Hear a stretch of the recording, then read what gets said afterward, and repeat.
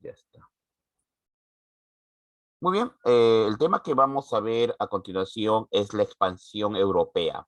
¿Ya, jóvenes? Eh, en este caso en particular sería la primera expansión europea. Veamos sus antecedentes. ¿Qué fue lo que sucedió? ¿A qué se refiere este tema? Ya. Todo empieza el 29 de mayo de 1453. ¿Ya? Aquel día, los turcos otomanos, liderados por el sultán Mehmed II, van a tomar por asalto la ciudad de Constantinopla. ¿Me entienden? Mehmed II, sultán del Imperio Turco Otomano, atacará la ciudad de Constantinopla. Durante varios siglos, los turcos habían tratado de conquistar esta ciudad, pero se habían estrellado contra los muros, contra las fortificaciones. De hecho, a lo largo de la Edad Media, la ciudad de Constantinopla era una ciudad fortificada, inexpugnable, que había logrado resistir los asaltos. Los turcos, cuya fe es musulmana y que eran enemigos naturales de la cristiandad, habían hecho todo lo posible por conquistar esta ciudad. Y bueno, una de las consecuencias de estos intentos fueron las cruzadas. Pero bueno, ahora habían pasado ya varios siglos, habían pasado un par de siglos de esta, y ahora los turcos planean apoderarse de dicha ciudad. Tras varios meses de asedio, el asedio empezó en enero, tras varios meses de asedio, la ciudad de Constantinopla caería. Paradójicamente, la caída de la ciudad no es tan dramática. Bueno, el último momento de la caída de la ciudad fue más anecdótico que dramático.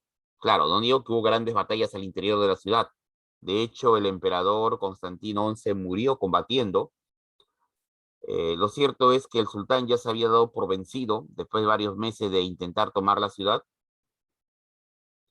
Y hasta el día de hoy, bueno, los autores, ¿no? Los historiadores cristianos hablan de que fue una traición, de que alguien dejó abierta una puerta de la ciudad. Los historiadores turcos contemplan de que fue un descuido en medio de la batalla. Bueno, no se ponen de acuerdo. Lo cierto es que la ciudad cayó. 29 de mayo de 1453, la ciudad cae. Constantinopla, la antigua capital del Imperio Romano de Oriente o Imperio Bizantino, había caído a manos nada menos del sultán Mehmed II, que tenemos aquí en imagen, ¿no? A la parte inferior izquierda, en la parte inferior izquierda, jóvenes, tenemos nada menos que en la parte inferior izquierda, tenemos a lo que vendría a ser los genízaros. ¿Ya, chicos? Estos vienen a ser los genízaros, la unidad de élite de los turcos. Bueno, ellos fueron los que causaron, ¿no? Ellos fueron los que ocasionaron la caída. Bueno, la caída de Constantinopla tiene un significado no solamente militar, sus consecuencias se van a dejar sentir. La caída de esta ciudad significó la interrupción del comercio entre los reinos europeos con Oriente. Es decir, las rutas comerciales que unían Europa con Asia se van a cortar. ¿Ya? Y cuando digo Asia, estoy hablando del lejano oriente, estoy hablando de China, de Japón, de la India, de esos territorios. Pero, ¿qué era lo que provenía de esas tierras que interesaba mucho a los líderes europeos? Bueno, de esas tierras llegaban las especias. Jóvenes, de esas tierras llegaban las especias. Las especias, ¿no? Estamos hablando de la canela, la nuez moscada, el comino, el jengibre, ¿ya? Y elementos, ¿no? Elementos como el alcanfor, ¿ya? Eh, elementos que eran de gran importancia para los europeos. Los europeos de aquella época, chicos, los europeos de aquella época consideraban estos productos como elementos de primera necesidad. ¿Ya? Consideraban estos productos como elementos de primera necesidad. Y bueno, y valía la pena intentar. El precio de las especias, jóvenes, había alcanzado un precio notablemente alto, ¿ya? De hecho, podemos afirmar que en aquella época la vida, ¿no? Una libra de canela valía más que la vida de un hombre. ¿Pero para qué servían las ¿Tanto así? especies? Así es. Una libra de canela es aproximadamente 450 gramos, 450 gramos. Ese es el valor de una libra. Es que, chicos, la canela y bueno, y las especias, como les dije, son lo que actualmente ustedes llaman condimentos, se habían convertido en artículos de lujo que la élite, la aristocracia europea, los compraba y estaba dispuesta a pagar altos precios por obtenerlas. ¿Me entiendes? La naciente burguesía era la encargada de transportar estas mercancías de lugares distantes. ¿Ya? Imagínate, la población, el consumo de las especias se había convertido en algo de una gran demanda. Se había convertido, chicos, en un artículo de primera necesidad para las élites. Bueno, el problema era que en Constantinopla se centralizaban las rutas de comercio.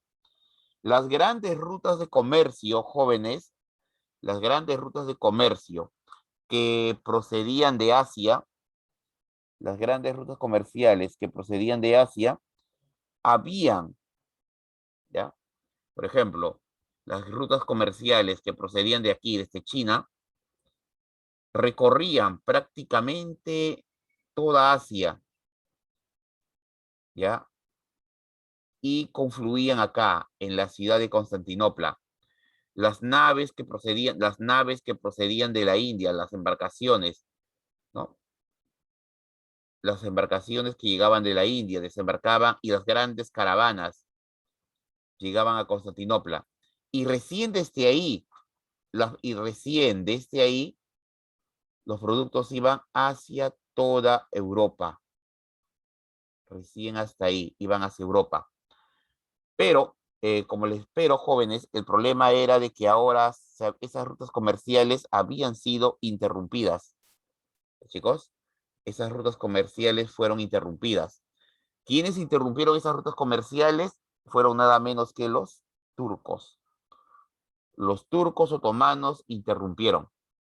Por eso, jóvenes, los nacientes reinos europeos, estamos en el siglo XV, en Europa se estaban formándose reinos, España, Portugal, Inglaterra, Francia se estaban empezando a consolidar. Estos nacientes reinos, motivados por sus burguesías, iniciaron la búsqueda de una nueva ruta comercial que los lleve hacia dos países en particular, la India y China. ¿Ya? ¿Por qué la India y China? Porque en esos países eran los países donde encontraban las codiciadas especias. Vamos a ver, pero esto tiene un antecedente. ¿Cuáles fueron los antecedentes, los hechos que antecedieron a la expansión europea? O mejor dicho, los antecedentes a los primeros viajes de exploración. Hay un hecho que hay que recordar. Los asentamientos vikingos en América. Chicos, si yo te preguntase, ¿quién fue el primer europeo que llegó a América? El primer europeo que pisó América. ¿Quiénes fueron los primeros europeos? Muchos dirían, profesor, fácil, fueron los españoles los primeros europeos. No, mi estimado, no fueron los primeros. Para la historia oficial, actualmente, los vikingos fueron los primeros en asentarse en América. ¿Ya, jóvenes? Los vikingos fueron los primeros que arribaron a nuestras tierras, allá por el siglo XI o el siglo X. 500 años antes de la travesía de Colón, Eric el Rojo zarpó desde la isla de Islandia, navegó hasta Groenlandia, la cual comenzaron a colonizar. Y desde ahí, bordeando las costas de Groenlandia, divisaron tierras a las cuales ellas accedieron. Así es, llegaron a la isla de Baffin, hoy en día Canadá. El clima de Baffin es un poco más tolerable, más agradable. Así que siguieron navegando más al sur y bordearon la costa de Terranova. ¿Ya? El hombre que hizo semejante proeza fue Leif Erikson, notable jefe vikingo. Él llamó al territorio que encontró Vinland, ¿no? Vinland, o en castellano, la tierra del vino. Actualmente los arqueólogos consideran que ese lugar es Terranova, lugar donde se han encontrado aldeas vikingas, embarcaciones vikingas, tumbas de los vikingos, e incluso se encontró una iglesia católica, lo cual chicos, llama mucho la atención, porque los vikingos ya se estaban convirtiendo en este periodo, ya estaban iniciando sus contactos con los cristianos, y el cristianismo se había expandido entre ellos. ¿Ya? Bueno, en resumen, los vikingos, ¿no? De la isla de Islandia fueron los que llegaron a América.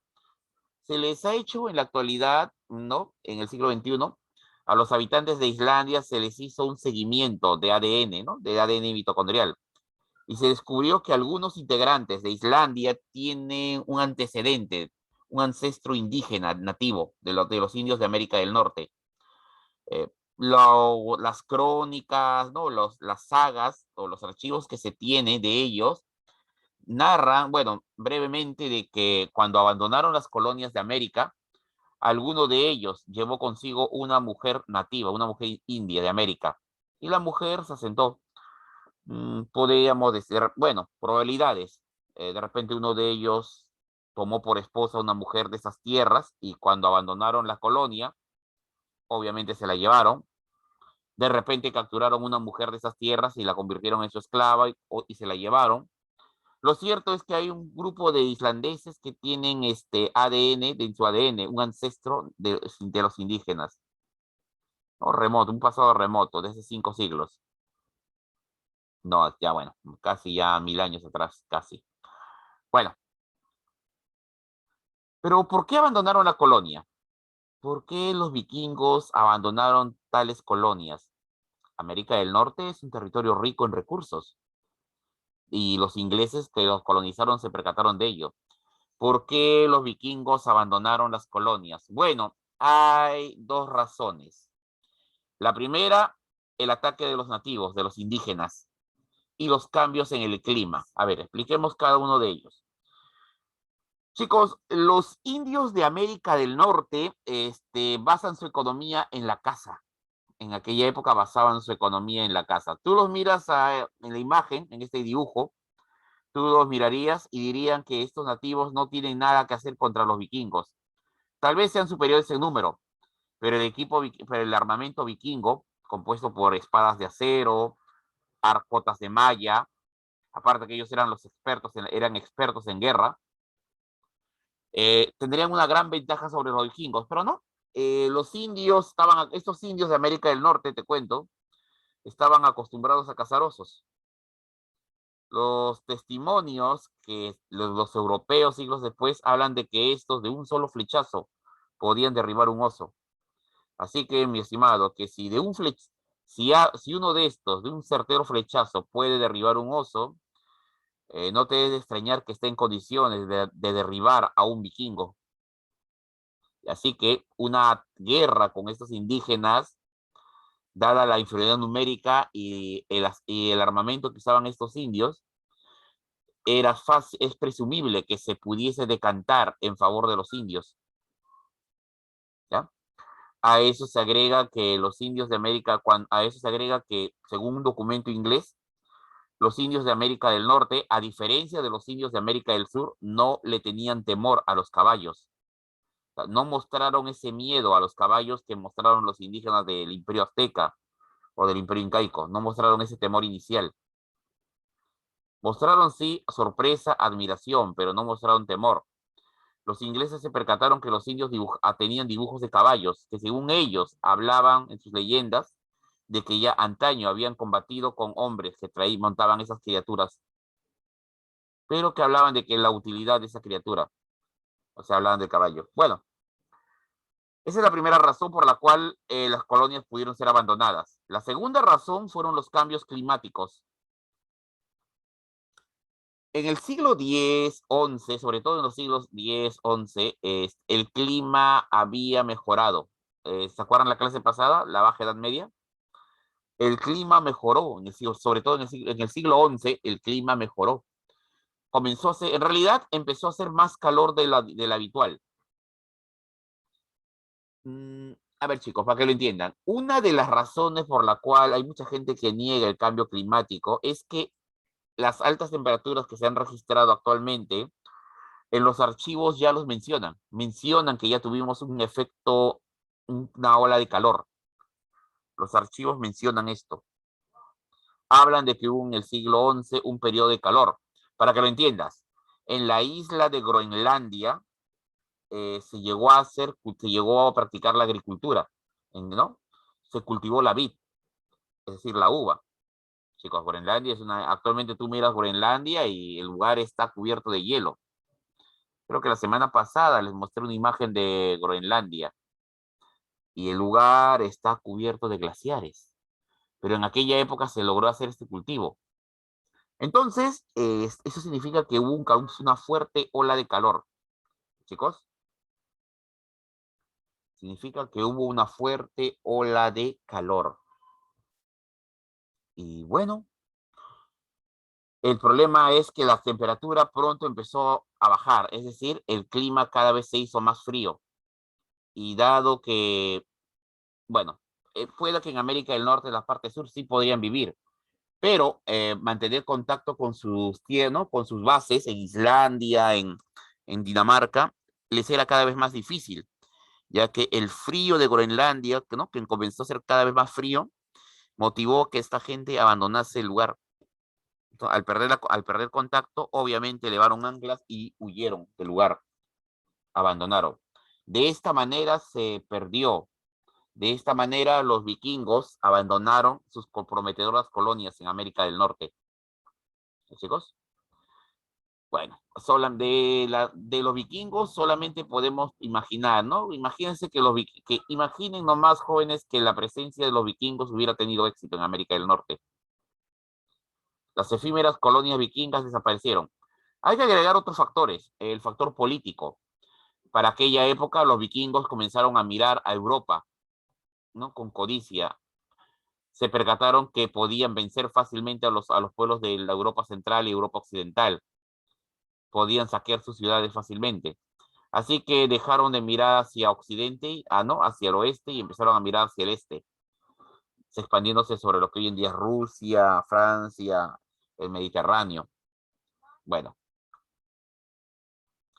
acá tenemos, chicos, en este mapa puedes observar los viajes de los vikingos.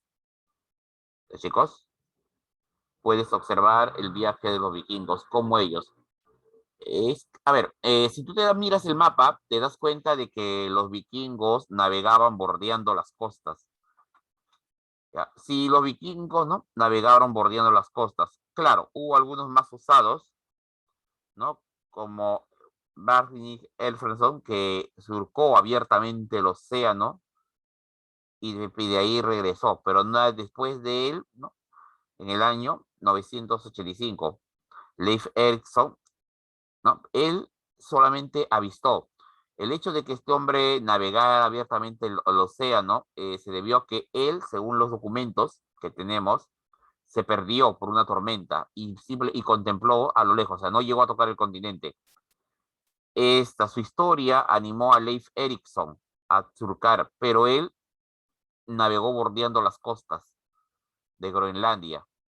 El problema de estos jóvenes es de que cuando sobrevino el frío, empezó, esta ruta se volvió intransitable. Groenlandia era difícil de cruzar ya. El frío hacía que fuera difícil, por no decir imposible. Por eso los vikingos que habitaban esos territorios tuvieron que abandonar cuando notaron que cada vez hacía más frío. El primer verano aprovecharon y abandonaron sus colonias. Y abandonaron. Solo dejaron ruinas. Bueno, solo dejaron sus colonias, las construcciones. En los indígenas de América del Norte también se les ha hecho exámenes de ADN que demostraron presencia de, ¿no? presencia de ADN europeo en ellos. Lo cual nos lleva a la conclusión de que probablemente, de que sí hubo un cierto mestizaje entre los pueblos vikingos y de América del Norte. Y eso explicaría un poco las diferencias étnicas que se dan entre los indios de Canadá con el resto de los indios. Bueno, sigamos. El segundo antecedente es el viaje de Marco Polo. Ese es el segundo antecedente. Marco Polo es, ¿no? Aquí tenemos, chicos, a ver, de morado tenemos la famosa ruta de la seda. Esta, jóvenes, es la famosa ruta de la seda, que lleva mercancías a Oriente, de Oriente a Occidente, que comunica Asia con Europa. China y Europa están conectadas por la ruta de la seda. Los primeros en atravesarlo, los primeros europeos, al menos de manera formal, se ha demostrado, fueron, fueron Nicolo y Mateo Polo, dos hermanos, Nicolo y Mateo Polo. Ellos salieron de Constantinopla, mira la ruta, y llegaron hasta el Imperio Chino, ¿no? Él llegó, investigó y regresó. A su retorno, años después, volvió con su hijo, regresó hasta Venecia. Y en Venecia, ¿no? Se llevaron a su hijo, el joven Nicolo, ¿no? El señor Nicolo Bolo, convenció a su hijo de hacer un viaje, de que lo acompañase. Y así, desde Venecia marcharon, ¿no? Llegando hasta China. Marco Polo era un joven, tenía solo 19 años cuando llegó a la corte del Gran Khan. Bueno, comprendan que para muchos asiáticos era la primera, para muchos chinos era la primera vez que veía un europeo. El Gran Khan, decidió quedarse con el joven Polo. El joven Marco Polo se quedaría en China los siguientes 20 años. Luego de 20 años de vivir en la corte del Gran Khan, Marco Polo regresaría a Europa, ¿no? Acá tenemos la ruta de regreso, pero lo haría por mar. ¿Ya? Y luego por tierra, hasta regresar a Venecia. Marco Polo pasó 20 años de su vida en Asia, en China. A su retorno, Marco Polo publicaría una obra, El Millón, donde narra sus aventuras que tuvo en Asia. ¿Ya? Marco Polo visitó las tierras del Gran Khan, Kublai Khan.